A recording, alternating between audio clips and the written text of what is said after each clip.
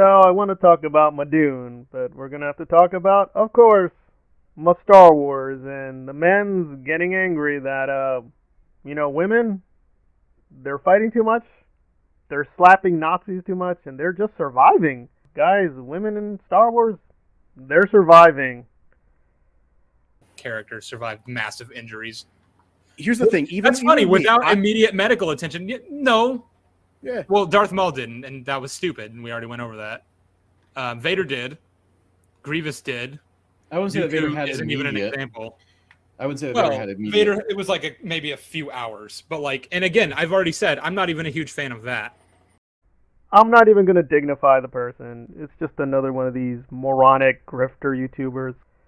And his height of complaint is that apparently a woman slapped a Nazi stormtrooper, and that made him all kinds of angry. But don't worry, Leia, yes, little Leia in Kenobi also made him very, very angry, because she's just doing too much stuff, guys. Why is Leia doing all this stuff? Because, Star Wars is about feminist heroism. That's even on the record. Like, George Lucas talks about this quite a lot. Granted, Kenobi is flawed. I'm not saying it was flawless. I am not saying everything in Kenobi was great. I am not saying that. You can definitely be critical of Kenobi and even the way women were portrayed in Kenobi. But that's why we want to turn to Buffy, hopefully as a preview to Dune, because there it was a lot better, but yes, there was still a certain bias for the women's. Following scene, Riley's mother figure meets the real Buffy once and for all. We thought you were a myth. Well, you were myth taken. That's a great Espenson line, and Buffy's embarrassed "did I just say that" look is so human and relatable that I kind of want to hug her after. Here you can really notice Walsh's institutional hubris. She has the might of an advanced military around her, and Buffy has Mr. Pointy. Of course, the point here is she is profoundly oversimplifying Buffy. A stake is a tool.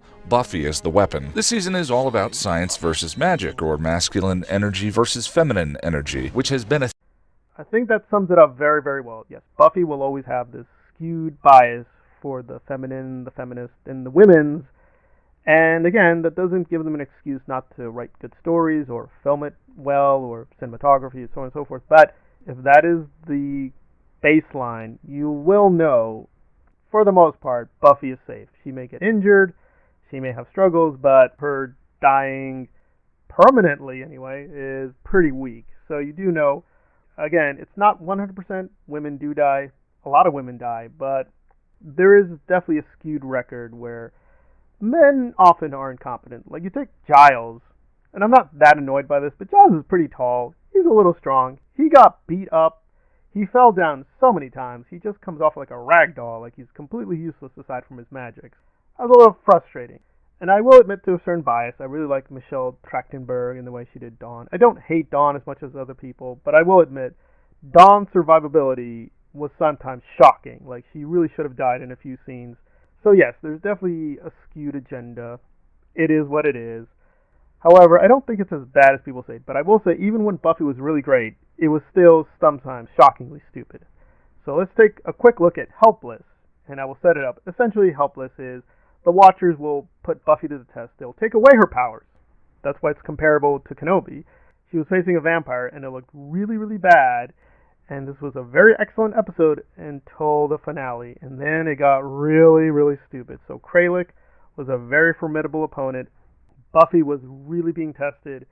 Kralik has some thing with pills, like he needs pills. So she got holy water, and, he needs to drink with the pills. So she replaced the bottle of water with the holy water, and Kralik was so stupid, he just drank that water, and poof, he's gone, and you're like, wait, it's holy water. He's a vampire. Wouldn't he immediately notice? Like, he'd be like, oh my god, I'm drinking holy... Nope. He drank the whole thing, guys, and just killed himself, because he's stupid.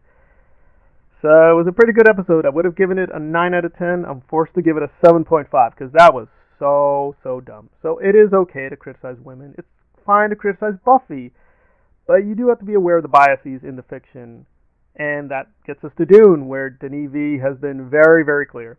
He's been very explicit. This is going to be very pro-women's. It's all about the women's. If you thought there's not enough women's in part 1, don't worry. Oh no, don't worry. They're coming. There's a lot of them this time. We got a whole lots of women's this time with the Fremen, Bene Gesserit, Chani, Urulon.